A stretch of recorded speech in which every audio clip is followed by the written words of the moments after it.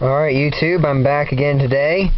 This is going to be a little bit different video. I've never filmed inside my truck before, but I thought, what the heck, I need to do something to my truck. If you can see right there, I got me a nice check engine light. Well, thank the Lord, it's not caused by the engine. My truck I'm in is a 2000 Ford Ranger. But let's get back on topic here for a minute. What I really wanted to talk to you about was I'm not going to be able to go home this weekend. I have to work tomorrow from 8 to 4 down in Princeton, Indiana. So I'm driving from Vincennes, where I stay, down to Princeton. Of course, it's 8 a.m. Central Time, which for some reason Princeton's on Central Time. Still wish it was on Standard. Anyway, I wanted to at least give you some of the surprise you will be getting, some of what you will be seeing when I can get home to show you on the tractor.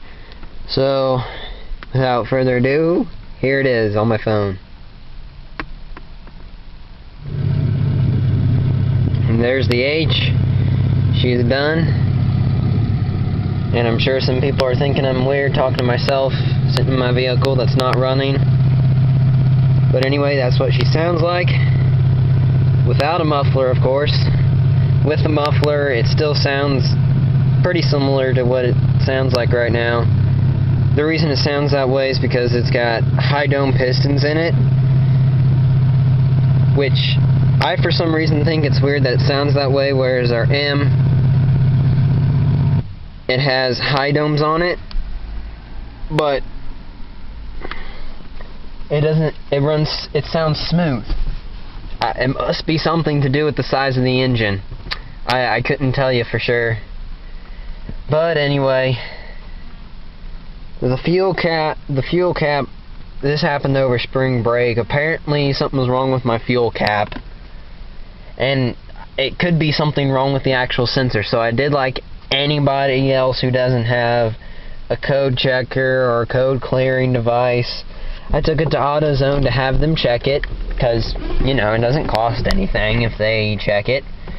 And so the guy said, bad fuel cap. So I'm like, so then he told me the price for a new fuel cap, and he's like, okay, give it to me. I figured I'd just fix it right now, then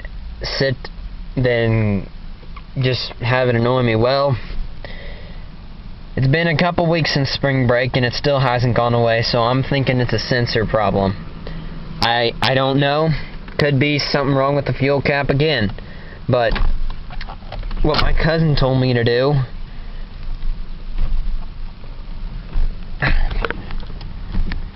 is unplug the battery, unhook one of the cables on the battery, and see what that does. If the sensor goes off, then hopefully it's not a sensor problem. It's just, then hopefully the problem is fixed. But if it stays on, well, then I probably have a problem with the sensor for the fuel cap. In my opinion, I think it's stupid why there has to be a sensor on the darn fuel cap. Oh no, your fuel cap's not in right, or blah blah blah blah blah. Well, isn't there a secondary door inside of there to keep the fuel from sloshing out even with the cap on? I mean, on my truck there is. I don't know about all the other vehicles, but on mine there is. And this is what bugs me about how much electronics are in vehicles now. Even for a 2000 Ford Ranger. Of course, I don't have power mirrors, power windows, or power locks. But, and I also got this nice fancy schmancy radio here, made by JVC. It's pretty good radio. I like it. But yeah, all these electronics in vehicles, it gets annoying the amount of sensors they have to have just to operate. I mean, I even took an engineering class, all three of them in high school, that my high school at least offered. And my second engineering class, my last engineering, which was digital electronics, we learned about sensors.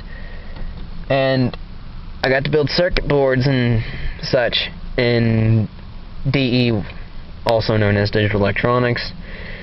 Anyway, I better let you guys go so I can try and get this problem fixed.